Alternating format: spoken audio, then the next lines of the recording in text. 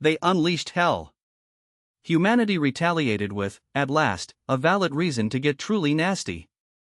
Grand Admiral Theora, of the Galactic Dominion, slumped in her command chair, tentacles twitching with irritation as the viewscreen displayed yet another pitiful human colony ablaze. Frankly, these incursions were becoming tiresome, and where was the challenge, the thrill, the worthy adversary the recruitment adverts had promised when she enlisted 2 centuries prior? "Another successful cleansing operation, Admiral," announced Lieutenant CX, his voice modulator emitting that grating chirp of enthusiasm seemingly unique to junior officers. "Minimal casualties on our side. The human defenses were inadequate." "Shocking," Zor replied, making no effort to mask the sarcasm dripping from her mandibles. "Who could have possibly foreseen that a farming settlement with 3 obsolete defense platforms would swiftly succumb to our armada of 50 warships? Truly, I am astounded by our military prowess." CX's antennae drooped slightly. "Yes, Admiral, it is impressive." "It's boring, Lieutenant." BORING. When the Council authorized this extermination campaign, they assured me of a species that would pose a genuine threat. Instead, I have spent 6 lunar cycles observing primitives fleeing in terror from our vessels. Vora waved a tentacle dismissively.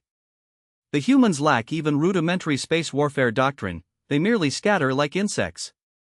Commander Phobos, her second-in-command and the only officer aboard with sufficient seniority to speak candidly, approached the command platform. "Perhaps we have been too methodical, Admiral. The human territories are vast, yet we have only assaulted their outlying colonies, of minimal strategic value. Perhaps their homeworld would offer a greater challenge." Vora's multifaceted eyes lit up. "Now there's a thought, Commander. Earth, the cradle of their civilization." She accessed the data on her neural interface. Heavily defended, significant military presence, and multiple orbital defense grids. This might actually require some tactical consideration. "Should I inform the fleet, Admiral?" asked CX, eager to be of service. "Yes, and prepare a communication to the Council. Tell them." Vora smiled, revealing rows of serrated teeth. "Tell them we are done playing with our food." 3 days later, the Dominion Armada emerged from hyperspace near the Sol system's outer defensive perimeter. Vora felt a tingle of anticipation. Perhaps, finally, a worthy battle.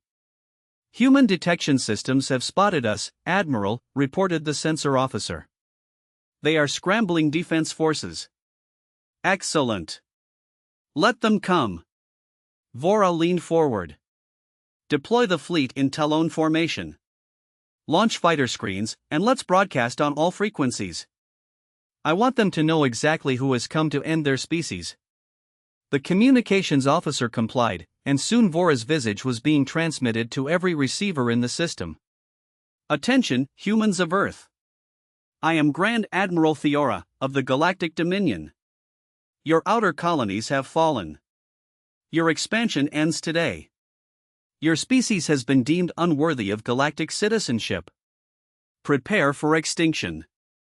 Theora anticipated panic, pleas for mercy, perhaps a futile attempt at diplomacy. What she received instead was silence. For precisely 17 seconds. Then a single response came through, audio only, a calm, almost pleasant voice with what her translator identified as a Midwestern American accent. "Grand Admiral Vora, of the Galactic Dominion, this is General Eleanor Reeves, of the United Earth Defense Force. We have been monitoring your campaign against our outer colonies. Thank you for your patience in giving us time to prepare. We were beginning to think you'd never make it to Earth." Zor blinked all 4 of her eyes in confusion. "Prepare? You expected this?" A soft chuckle came through the speakers. "Admiral, those colonies you so proudly destroyed? They were evacuated weeks before you arrived. Those inadequate defenses? Automated. Those casualties your forces inflicted? Drones and empty buildings." The bridge fell silent. Theora felt her blood run cold. "You see," continued General Reeves, "we needed time. Time to study your weapons, your tactics, your vulnerabilities. Time to prepare our real defenses. And, most importantly, time to finish Project Hellfire. This is absurd, Theora hissed. Your primitive technology cannot possibly.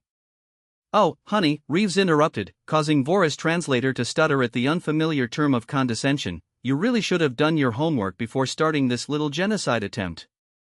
Humans don't scatter like insects when threatened. We unite.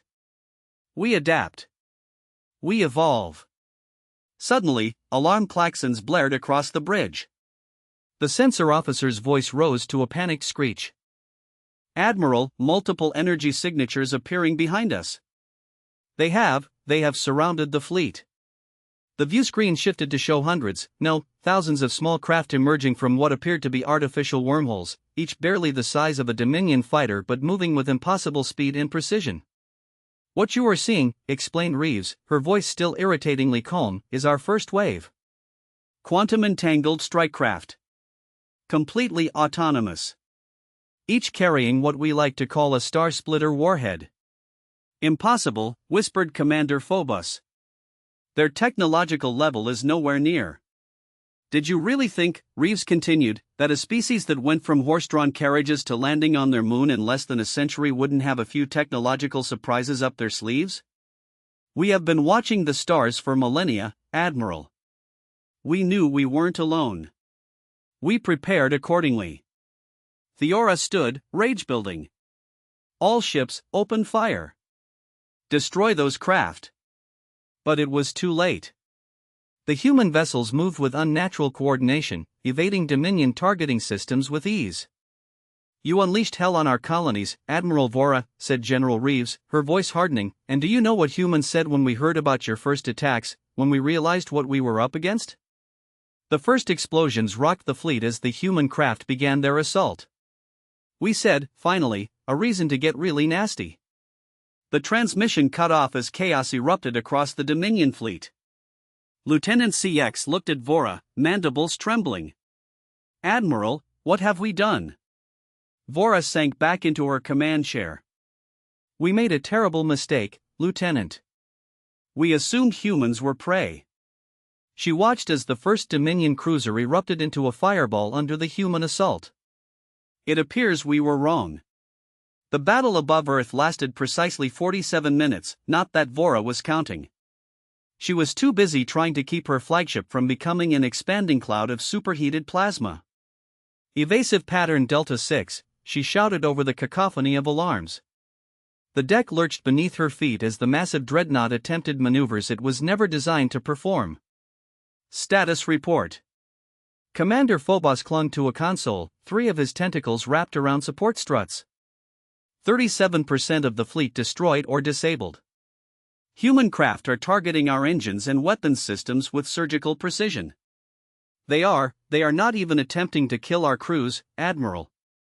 How considerate of them, Theora snarled. Another explosion rocked the ship. Communications? Any response from the Council?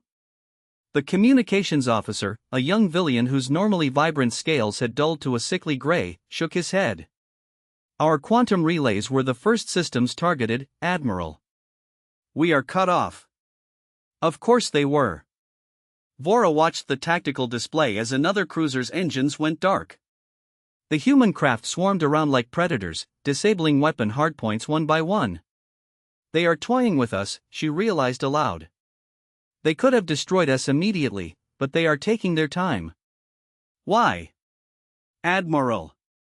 Lieutenant CX called out. Incoming transmission from the human general. Theora straightened her uniform, determined to maintain dignity even in defeat. Put her through. General Reeves appeared on screen.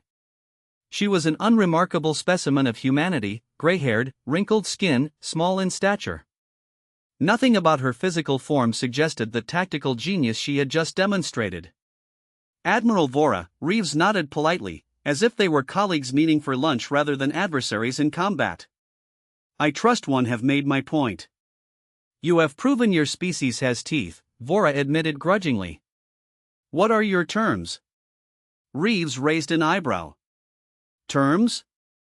Oh, you misunderstand the situation. This isn't a negotiation. This is orientation. Orientation? Theora repeated, mandibles clicking in confusion. Yes. Day 1 of your new education about humanity. Reeves smiled, but there was nothing warm in the expression. You see, we could destroy your entire fleet right now, but that would be wasteful and inefficient.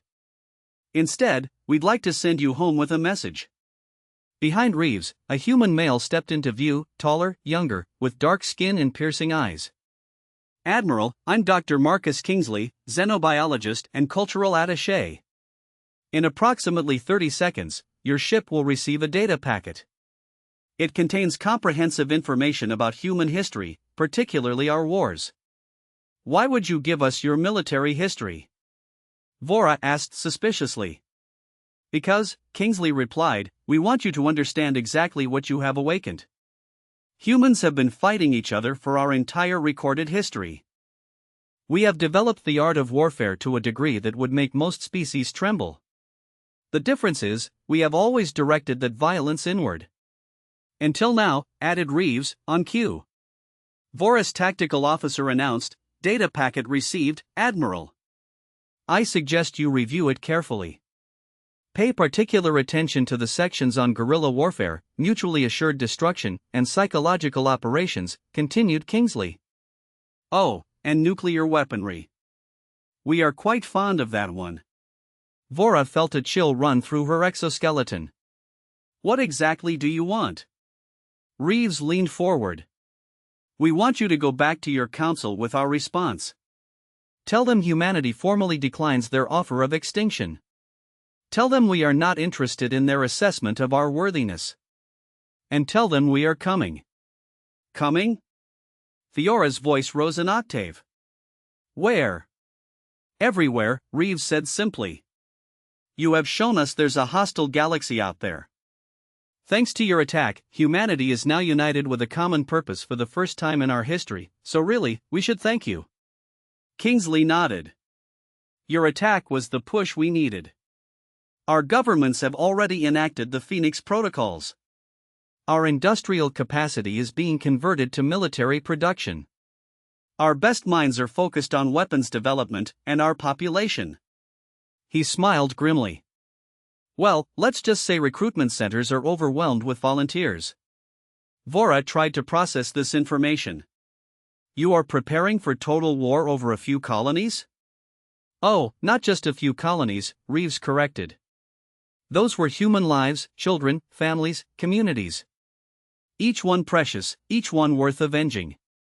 But, most importantly, Kingsley added, you threatened Earth. Our home. The cradle of our civilization. There's nothing humans protect more fiercely than home. Another explosion rocked the ship. Theora glanced at the tactical display. Another destroyer disabled. Your demonstration is effective, General, Theora conceded. What happens now? Now. Reeves checked something off-screen. Now, your remaining ships will be permitted to limp home, minus your weapon systems, of course. We have already disabled those. And we have installed some insurance to ensure you don't try anything unfortunate on the journey. Insurance? Theora didn't like the sound of that. Quantum-linked explosive devices, Kingsley explained cheerfully. Quite elegant, really. If tampered with, they will convert your entire ship's mass to energy instantaneously. Very clean, very efficient. Zor slumped in her chair. You have made your point. I doubt it, Reeves said, but you will understand soon enough. You have 24 hours to collect your damaged vessels and leave the Sol system. After that, we will consider any remaining Dominion ships to be legitimate military targets. And Admiral, Kingsley added, when you report to your council, make sure they understand what they have done. They didn't just attack a species. They didn't just threaten a planet. They gave humans a reason to look outward with our particular brand of creativity. Our history is filled with examples of what happens when someone pushes us too far, finished Reeves. Now it's your turn to learn that lesson firsthand. The transmission cut off, leaving Zor staring at the stars. She turned to Commander Phobos, who looked as shaken as she felt. Orders, Admiral, he asked quietly. Vora gazed at the tactical display, at the remnants of her once proud fleet surrounded by the human craft that had dismantled them with terrifying efficiency. Recall all functioning ships, she said finally. Prepare for immediate departure. And download that data packet to my personal terminal. She paused. I want to know exactly what kind of monster we have awakened. As the crippled Dominion fleet limped away from Earth 23 hours later, Theora sat in her quarters, eyes fixed on her screen. She hadn't slept, couldn't sleep, not after what she'd learned. World wars, nuclear arsenals capable of destroying their own planet several times over, guerrilla warfare, terrorism, biological weapons. But the capacity for cruelty that humans had demonstrated against their own kind was staggering, and now that capacity was focused outward. Yes, toward the Dominion, toward the galaxy. Lieutenant CX hesitantly entered her quarters after repeated chimes went unanswered. Admiral, we have cleared the Sol system. Your presence is requested on the bridge for the jump to hyperspace. Vora didn't look up from the screen, where footage from something called the Siege of Stalingrad played. Do you know what I have learned, Lieutenant? She asked quietly. Admiral? I have learned that we may have made the greatest strategic error in the history of the Dominion. She finally turned to face him. We didn't just attack a primitive species.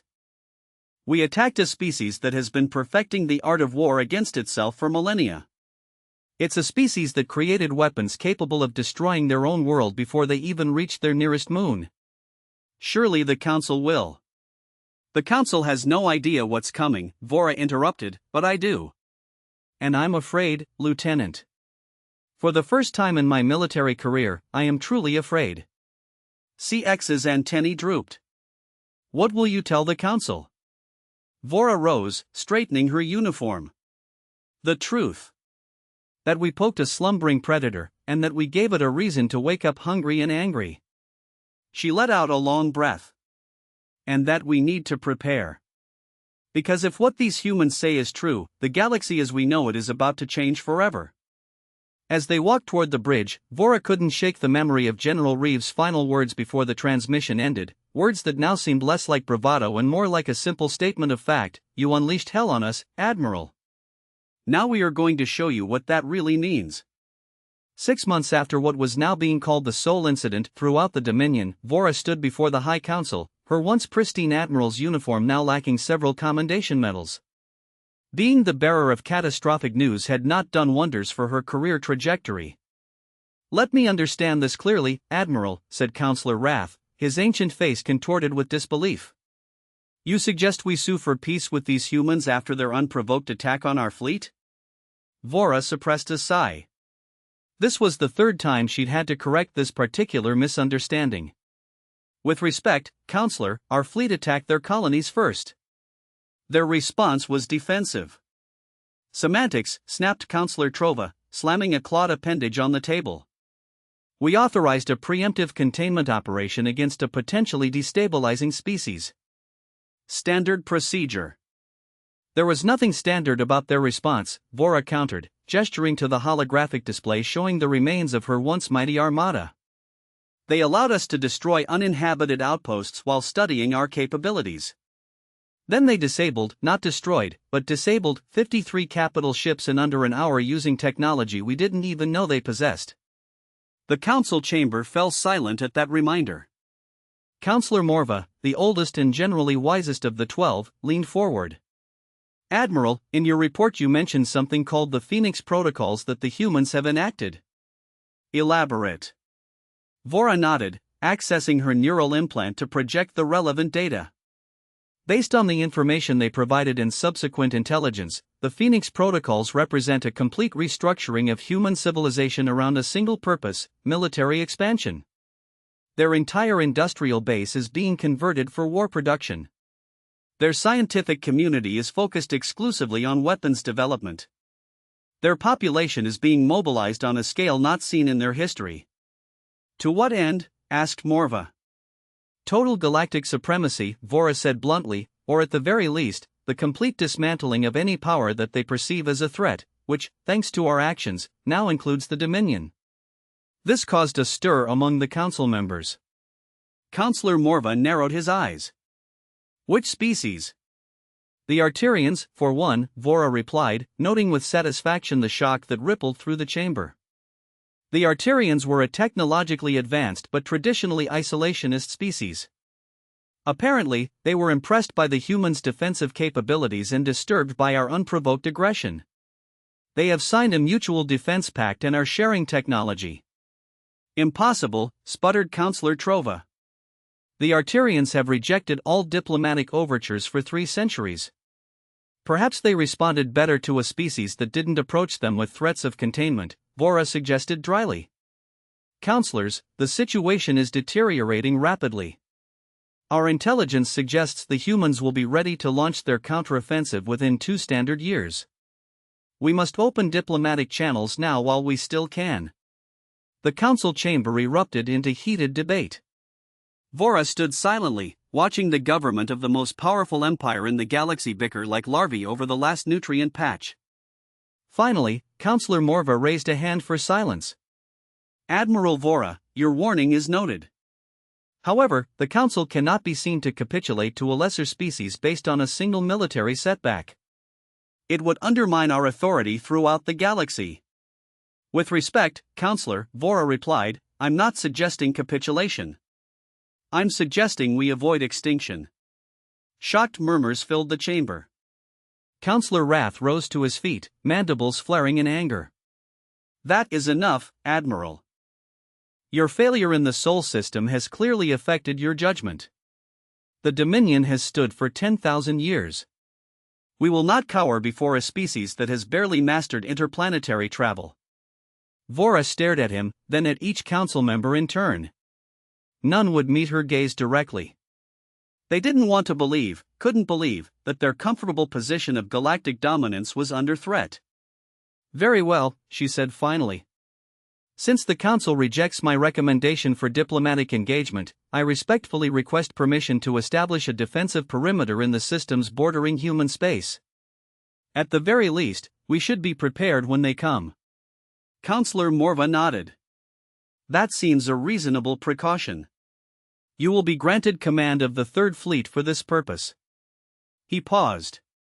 Though I think you will find these humans less formidable than your report suggests once they venture beyond their home system. I hope you are right, Counselor, Vora said quietly, for all our sakes. 3 months later, aboard her new flagship positioned at the edge of Dominion space, Vora received the transmission she'd been both expecting and dreading. Admiral, called Lieutenant Meyer, her new communications officer, message coming in on all frequencies. It's broadcasting everywhere, across all Dominion channels simultaneously. Put it through, Vora ordered, already knowing what she would see. The viewscreen activated to show General Eleanor Reeves looking exactly as she had during their last encounter, seated behind a desk with the Earth visible through a window behind her. The setting was deliberately casual, non-threatening. The message would be anything but. Greetings to the leadership and citizens of the Galactic Dominion, Reeves began, her tone pleasant but firm. I am General Eleanor Reeves of the United Earth Defense Force. 9 months ago, your military forces attacked human colonies in an unprovoked act of aggression. When they reached Earth, we demonstrated our capacity for self-defense and allowed your surviving ships to return home with a warning. Reeves leaned forward slightly. First, that warning was ignored. Our diplomatic envoys have been turned away from your borders. Our attempts to establish communication have been rebuffed. Meanwhile, our intelligence indicates that the Dominion continues to prepare for further aggression against humanity and our allies. She's good, murmured Commander Talon, Vora's new second-in-command. No bluster, no threats, just facts. Therefore, Reeves continued, as of 0800 hours Earth Standard Time, humanity and our allied species formally declare a state of war against the Galactic Dominion. We do not take this action lightly. We would have preferred peace. You chose otherwise. The camera pulled back to reveal a large tactical display showing the Dominion's territory with key military installations highlighted. For the citizens of the Dominion watching this broadcast, I want to be clear, our quarrel is not with you. It is with your government and military leadership who chose to attack us without provocation. Civilian targets will not be engaged. Surrender will be accepted. Prisoners will be treated humanely. Reeves stood up, her small frame somehow filling the screen with authority. To the Dominion High Council, you have 24 hours to surrender unconditionally. After that, we are coming for you. And, unlike your failed campaign against us, we will not be stopped. The transmission cut off. For several seconds, silence reigned on the bridge. It's a bluff, said Lieutenant Meyer finally. They can't possibly. Alarms blared across the command deck. The sensor officer's voice rose in panic. Multiple spatial distortions detected. Thousands of them, surrounding the entire defensive perimeter. Theora moved to the tactical display and watched in horror as human warships, far larger and more numerous than anything they demonstrated at Earth, emerged from what appeared to be artificially generated wormholes across a front spanning hundreds of light-years. That's impossible, whispered Commander Talon. No species has mastered stable wormhole technology on this scale. Humanity specializes in the impossible, Theora replied grimly. Battle stations. All ships, form defensive positions and open a channel to the High Council. Tell them. She watched as the first wave of human fighters launched from their carriers. Tell them I told you so. The bridge rocked as the first shots were fired in what would come to be known throughout the galaxy as the Dominion War, or as humans would later call it, the shortest galactic conflict in history. 1 week. That's all it took. 1 week for a species the Dominion had dismissed as barely space-capable to shatter the military might of an empire that had stood for 10 millennia. Theora sat in the ruins of the High Council chamber, surrounded by the debris of both physical structures and political ideologies. The air was thick with dust and the acrid smell of weapons fire. Through the shattered dome overhead, Dominion Prime's twin moons were visible, looking serenely unchanged despite the apocalypse that had befallen the planet below. Penny for your thoughts, Admiral? Theora didn't turn at the sound of General Reeves' voice. She'd been expecting her. I'm not familiar with the exchange rate between Dominion currency and pennies, General, but I doubt my thoughts are worth much these days. Reeves chuckled, picking her way through the rubble to sit on a fallen column near Theora. She was dressed in a simple uniform, unarmed except for a small sidearm. The fact that the Supreme Commander of humanity's forces felt safe enough to walk through enemy territory with minimal protection spoke volumes about the completeness of their victory. Your defense of the Arcturus sector was impressive, Reeves offered. You nearly stopped our third fleet. Nearly counts for nothing in war, Theora replied bitterly, as my late counsel was fond of reminding me. Reeves nodded, looking around at the destruction. For what it's worth, I argued against the strike on the council chamber. Targeted decapitation of leadership isn't usually effective in the long term. Creates martyrs. But I was overruled. By whom? Theora asked, genuinely curious. I was under the impression you were in command of human forces. Military forces, yes. But we are not an autocracy, Admiral. Our leadership is civilian. They make the big decisions. Reeves sighed. Sometimes the wrong ones, in my opinion, but that's democracy for you. Messy, inefficient, surprisingly resilient. Theora finally turned to look at her adversary, the small, gray-haired human who had orchestrated the downfall of the mightiest empire in the galaxy. Why are you here, General? To gloat? To take me prisoner? To execute me personally? None of the above, Reeves replied, pulling a small flask from her pocket and taking a sip before offering it to Theora. I'm here to offer you a job. Theora's mandibles clicked in surprise. A job? Yep. Reeves took back the flask when Theora didn't accept it. See, we have got a bit of a problem. We just dismantled the governmental structure of several thousand inhabited worlds, but someone needs to help put it back together. Someone who understands both Dominion culture and the reality of the new galactic order. And you think that someone is me? The Admiral who failed to stop you? No, Reeves corrected, the Admiral who tried to prevent this war in the first place. Our intelligence is quite thorough, Admiral Theora. We know you advocated for diplomatic engagement after the Seoul incident. We know the council ignored you. Vora stared at her. You had spies in the High Council? We had spies everywhere, Reeves said with a shrug. Once we realized what we were up against, we didn't hold back. Human intelligence operations are thorough. So I have discovered, Vora muttered. What exactly would this job entail? Reeves stood, brushing dust from her uniform. Interim governor of the Transitional Authority for the former Dominion territories. You'd work with a human advisory team, but you'd have significant. Your primary objective will be to avert the breakdown of critical services throughout the former Dominion territories. Should you decline, you will be treated as a prisoner of war, humanely, yet confined, and someone else, perhaps less qualified, will undertake the task. Reeves indicated the surroundings. The old regime is defunct, Admiral, it will not be reinstated. The question is whether you wish to contribute to shaping its successor. Vora pondered this. The rational facet of her mind, honed by centuries of military experience to objectively assess situations, recognized the wisdom of the offer. However, the emotional facet, bound by oaths to the Dominion and its tenets, recoiled at the prospect of collaboration. Why me? She inquired finally. Surely there are countless Dominion officials more versed in governance than a military commander. Because you grasp something they do not, Reeves stated.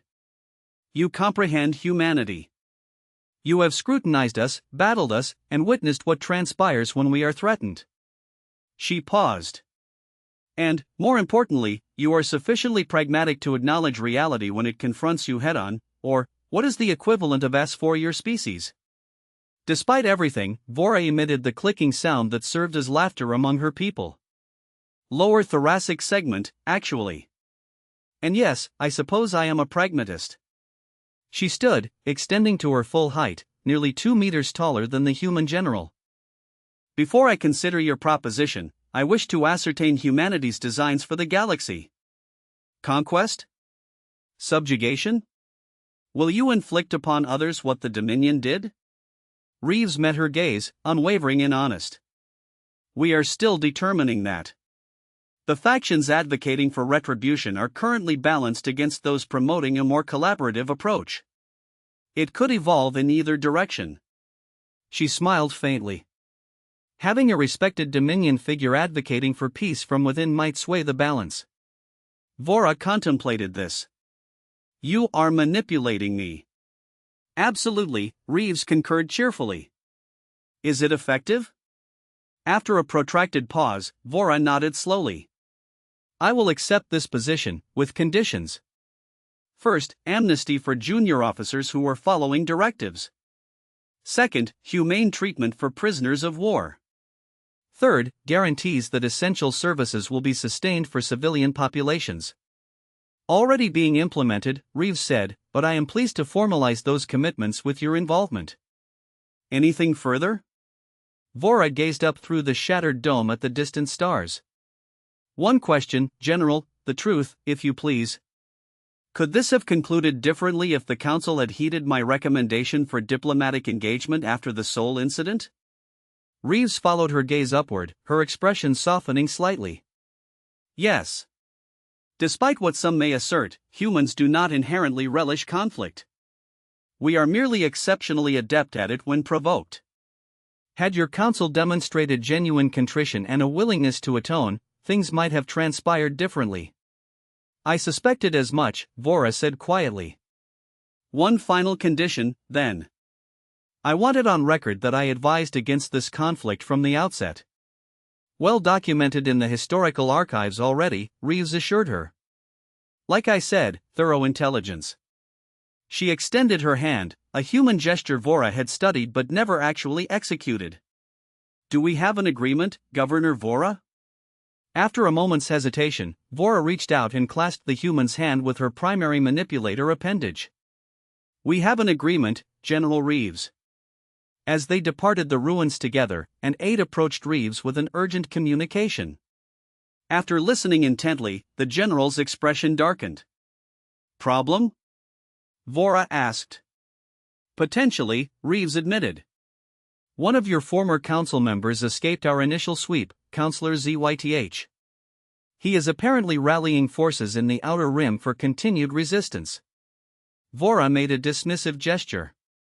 ZYTH was always more bluster than substance. The defeat of the homeworld will demoralize any forces he manages to amass. Perhaps, Reeves said, though she didn't sound convinced. Still, we should address it before it escalates. Any suggestions, Governor? As a matter of fact, yes. Vora felt a certain ironic satisfaction. I believe this is an excellent opportunity to demonstrate the new cooperation between our peoples. A joint task force, perhaps? Dominion vessels under human command, or vice versa? Show the galaxy that the future lies in cooperation, not continued conflict. Reeves considered this, then nodded. I like it. It sends the right message. She smiled. And if this ZYTH is as ineffective as you suggest, it should be a relatively simple operation, a good test run for our new arrangement. Indeed, Vora agreed. As they boarded the shuttle that would convey them to the human flagship in orbit, she found herself reflecting on the strange twists of fate. A year prior, she had been a proud admiral of the Dominion, embarking on what seemed a simple mission of containment against a primitive species. Now, she was collaborating with that same species in the aftermath of their stunning victory, endeavoring to construct something new from the remnants of her civilization.